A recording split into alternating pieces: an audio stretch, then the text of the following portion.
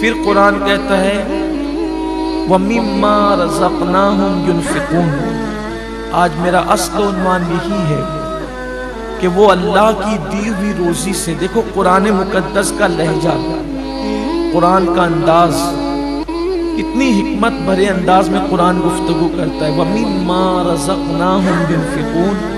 اور ہماری دی ہوئی روزی سے، یعنی اللہ کی دی ہوئی روزی سے وہ اللہ کی راہ میں خرچ کرتے ہیں۔ یہاں یہ خرچ سے مراد بعض مفسرین بلکہ اکثر مفسرین اس طرف گئے ہیں کہ اس سے زکوٰۃ کا وجوب مراد ہے، کہ وہ اللہ تبارک و تعالیٰ کی دی ہوئی روزی سے زکوٰۃ ادا کرتے ہیں۔ نظام زکوٰۃ کیا ہے؟ پہلی بات تو قرآن نے غلط فہمی دور کر دی کہ تم اپنے مال سے نہیں دیتے، مال تو تمہارا ہے بھی نہیں، تم خود تمہارے نہیں ہو، ہماری دی ہوئی روزی سے جو ہم نے دیا ہے۔ اسلام میں جب شروع دن تھے، شروع ایام تھے، بڑی سختی تھی۔ دیکھیے حیرت بھی ہوتی ہے اس پر، خوشگوار حیرت ہوتی ہے کہ جن دنوں اسلام قبول کرنا کافروں کی طرف سے بھی سخت اذیتیں، مشکلیں، مصیبتیں، اسلام کا اظہار کرنے پر بھی مارا پیٹا جاتا تھا، اس وقت قوانین بھی سخت تھے۔ شروع دنوں کے قوانین یہ تھے کہ مسلمان جتنا کمائیں گے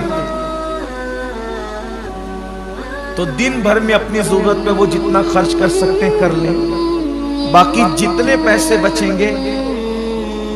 ان کو بستر پہ جانے سے پہلے وہ سارے پیسے اللہ کی راہ میں تقسیم کر دینا،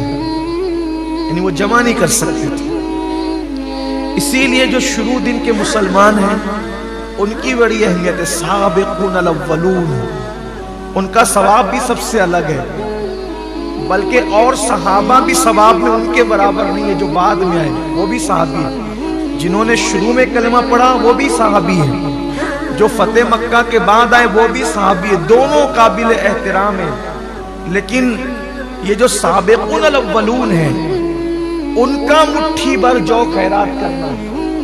اور فتح مکہ کے بعد آنے والوں کا احد پہاڑ کے برابر سونا خیرات کرنا، دونوں برابر نہیں۔ اب آپ سوچ سکتے ہیں، ہے دونوں صحابی، اصل میں یہ حدیث جو آئی ہے نا کہ میرے صحابی کا مٹھی بھر جو خیرات کرنا اور تمہارا احد پہاڑ کے برابر سونا خیرات کرنا دونوں برابر، ہوا یہ تھا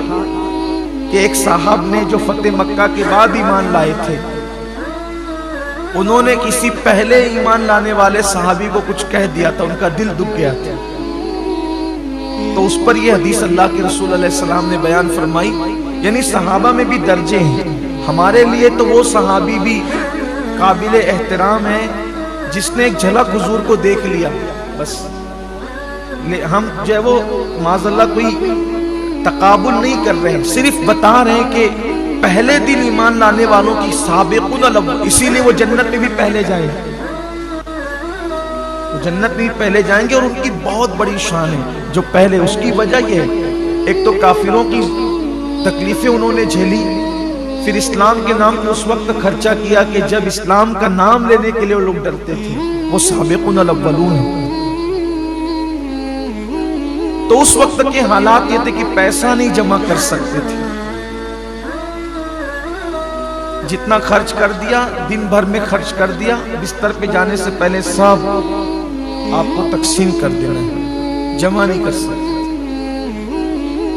پھر جب زکوٰۃ کے احکامات آئے تو پھر اسلام نے اجازت دی کہ اب تم پیسے جمع کر سکتے ہو، اب پیسہ جمع کرنا تم پر کوئی گناہ نہیں ہے، لیکن اب اس میں شرط یہ ہے کہ تم اپنی جمع کی ہوئی رقم میں سے 2.5% اللہ کی راہ میں سال میں 1 مرتبہ دیا کرو۔ پھر اس کے مصارف بتائے گئے کہ یہ